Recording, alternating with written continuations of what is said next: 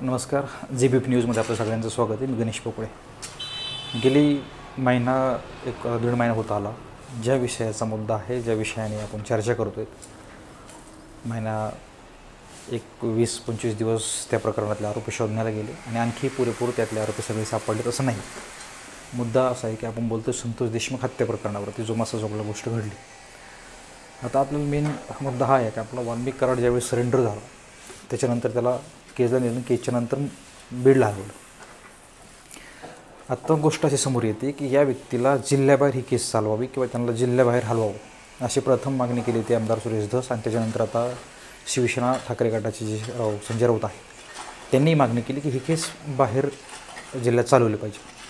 त्याचे कारण असे की तुम्ही ज्या जिल्ह्यात राहता, ज्या जिल्ह्यात तुम्ही कामं केलेत आणि जो काही खंडणीचा प्रकार असेल, गुन्हेगारीचा प्रकार असेल, ज्या जिल्ह्यात किंवा ज्या तालुक्यात घडला आहे तिथले एक स्वतः धनंजय मुंडे मंत्री आहेत, तिथले पंकजा मुंडे मंत्री आहेत. हे दोघंही कॅबिनेट मंत्री असताना आणखी पालकमंत्रीपदाचं वाटप झालं नाही आणि त्याच्यामध्ये प्रतिपालकमंत्री म्हणून ज्यांनी काम केलं ते वाल्मिक कराड आमदार म्हणून काम केलं, प्रतिपालकमंत्री म्हणून काम केलं त्यांनी, कारण ते सगळे अधिकारी त्यांच्याकडे होते. आपण ती सगळी गाथा ऐकली असेल. श्री सुरेश धस यांनी याच्याबद्दल सगळं सांगितलं सविस्तर. मुद्दा असा आहे की वाल्मिक कराड हा बीडला का ठेवू नये. दुसरी गोष्ट अशी की वाल्मिक कराड ह्यांची केस बाहेर जिल्ह्यात का चालवली जावी. त्याचं कारण असं आहे की बीड जिल्ह्यामध्ये पोलीस प्रशासनामध्ये जे काही लोक आहेत त्याच्यामधले 90 ते 95% लोक हे वाल्मिक कराड किंवा धनंजय मुंडे, पंकजा मुंडे ह्या किंवा त्यांच्या कास्टमध्ये किंवा त्यांना डायरेक्ट फॉर आहेत म्हणून त्यांच्या प्रभावाखाली आहे, त्यांच्या आदेशाने किंवा त्यांच्या प्रभावाखाली ते काम करतात. ही वस्तुस्थिती आहे. समाजसेविका श्रीमती अंजली दमाने यांनी जे काही गोप्यस्फोट केले तर आपण त्याला गोप्यस्फोट का म्हणतो की त्यांनी बऱ्याच अशा गोष्टी सांगितल्यात की गोपीनाथ मुंडेच्या काळानंतर पोलीस प्रशासन किंवा इतर सरकारने या लोकांनी शिरकाव केला आहे. तो कसा केला आहे तर शिफारशीवरून केला आहे, दमदाटीवरून केला आहे, दादागिरीवरून केला असं अंजली दमानेंचं मत आहे. दुसरी गोष्ट अशी आहे की गोपीनाथ मुंडे यांच्या काळात गृह खात्यामध्ये जी भरती झाली त्याच्यामधले बहुतांश लोक कोण आहेत. सुरेश धस यांचा एक शब्द आहे बघा, बिंदू माधवर.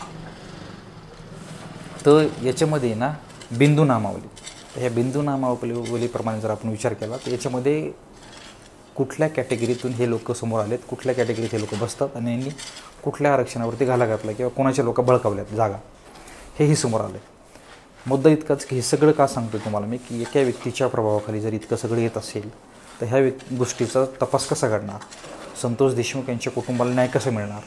कारण आज वंजारी समाज असून त्या मराठा असो किंवा ओपन किंवा ओबीसी जो काय वाद असेल त्याच्यामध्ये एक मुद्दा असा आहे की इतक्या अमानवी पद्धतीने एखाद्याचं क्रूर हत्या जर करत असताल तर समर्थन कोण करू शकतो. नीच मानसिकता, माणसाचं मन नसणारे, काळीज नसणारे माणसाच्या गोष्टीला फक्त समर्थन करू शकतं. संतोष देशमुख इतर यांच्याऐवजी कुठल्याही जातीतले किंवा कुठल्या धर्मातली व्यक्ती हत्या झाली असती तर त्याचं समर्थन का करू शकतो माणूस किंवा कसं करू शकतो. छातीवरती किती मोठा दगड ठेवावं लागेल हे समर्थन करायला. तर वस्तुस्थिती अशी की बीड जिल्ह्यातले पोलीस डिपार्टमेंटसुद्धा मॅनेज होऊ शकतात. अनेक वेळा झालेले तसं इतिहास.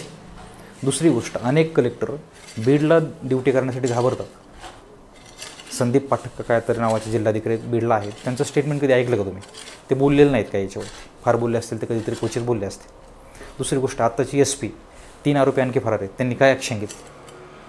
त्यामुळे पोलीस प्रशासनावरती कोणाचा दबाव आहे, प्रत्यक्ष अप्रत्यक्ष कोणाचा प्रभाव आहे, ह्या गोष्टी समोर आहेत. त्यामुळे वाल्मिक कराडांची केस बीडला चालवावी का नाही, वाल्मिक कराड हे अटक बीडच्या कारागृहात असावेत का नाही, याच्याबद्दल शंका का उपस्थित केली जाते की इतिहास हा सांगतो की यांच्या दबावाखाली, यांच्या प्रेशरखाली, यांच्या प्रभावात काम करणारे, यांच्या आदेशाने काम करणारे अनेकांची बदलीच यांच्या शिफारशीवरून झाली.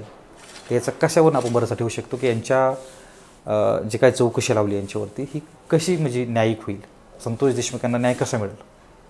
जर ह्या व्यक्तीला न्याय द्यायचा असेल तर निष्पक्षपाती न्याय दिला पाहिजे. कारण अशी परिस्थिती की धनंजय मुंडे म्हणतात मी राजीनामा का देऊ, माझा याचा तसं म्हणणं हरकत नाही, पण त्यांना असं वाटत नाही की माझा राजीनामा हे लोक नैतिकतेच्या आधारावर मागतायत तर मी बी ह्या गोष्टी स्वीकारतो आणि मी राजीनामा देतो आणि दूध का दूध पाणी का पाणी होईल.